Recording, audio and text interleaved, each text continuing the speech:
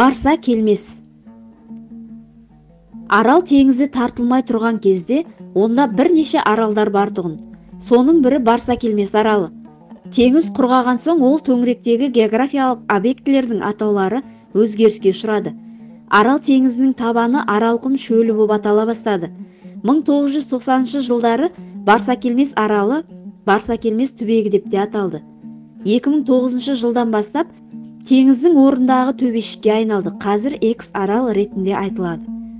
Аралды 1848 жылы орыс географы Алексей Бутаков бастаған экспедиция ашқан. Бірақ та бұл ресми негіздегі ғылыми ашылу болып табылады. Ал шындығында ол жергілікті халыққа ежелден жақсы белгілі болған.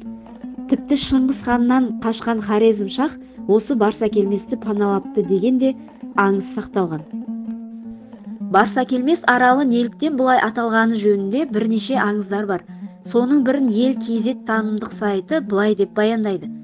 Баяғыда осы маңайда тұратын тайпалар арасында жаугершілікке тыйым болмай бара жатқаннан кейін Ләтбай деген кісі бастаған ру адамдары құлақ естіп көз көрмеген алыс жаққа кетіп қалуға қам жасайды. Сонда бұларға теңіздің қақ ортасындағы суы тұщы, шалғыны шүйгін, балығы мол, алуан түрлі аң құсы бар, сексеуілі қалың, ғажайып аралға өтіп кетуді ұсынушылар табылады. Бұлар мұз қатқанда күзер жасап, соның үстімен аралдың төріне жетіп алмақ болады.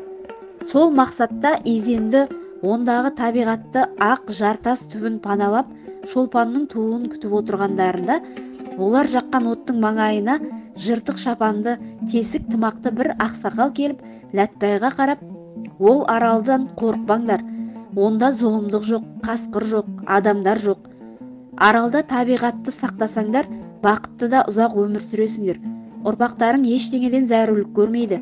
Мыңғырған мал болады. Аң құсты өлтірмеңдер, аққуларға темеңдер, дейді. Осыны айтқан қария заматында қараңғылық қойнауына сүңгіп жоқ болады. Ләтбай оның қыдыр екенін іштей сезеді. Төбеден шолпан көрінген сәтте тайпа түгел орнынан қозғалып, мұзды көпір күзердің үстімен тізбектеліп жүріп өтіп, аралдың қойнауына барып түседі. Қысты осы аралда жақсы өткізген Ләтбайдың жұрты көктемге қарай тойына бастайды.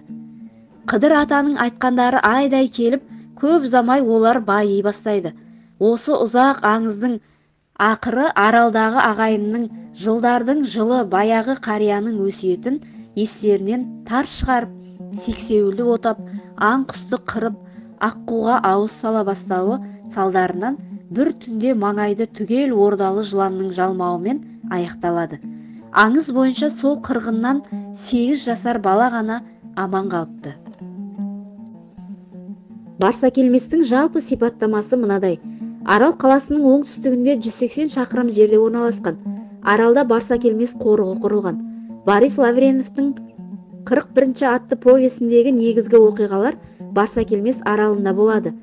Өзбек жазушысы Джонрид Абдуллахановтың Барса келмес атты роман трилогиясы бар. Аралдың тағы бір жұмбағы, мұнда уақыт ағымы басқа жерден өзгеше. 1930 жылдарда аралға жіберілген топографиялық экспедиция 3 айдай үсті-үстісіз жоғалып кетеді. Мамандарды іздеуге арнайы адамдар жіберілгенмен еш нәтиже болмайды. Сонда бір күні жоғалған экспедиция аман сау өздері келеді. Олардың айтуынша оқиға былай болыпты. Топографтар аралдың терістік жағындағы адамдар онша бара бермейтін аумақты картаға түсірмек болады.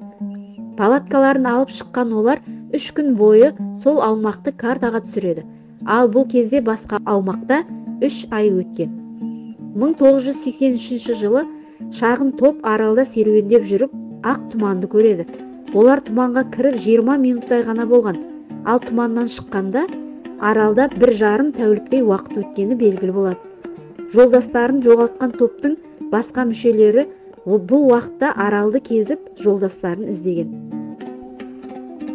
Тағы бір аңыздар бойынша 1950-60 жылдары аралда Әбдіразақ есімді кісі тірлік кешкен. Оны ол жерге туыстары апарып тастаған көрінеді. Әбдіразақ бірнеше рет ұшқыш тәрелкелерге ұқсайтын беймәлім объектілерді байқаған. Аралда КСРО-ның құпия мекемелері де болған.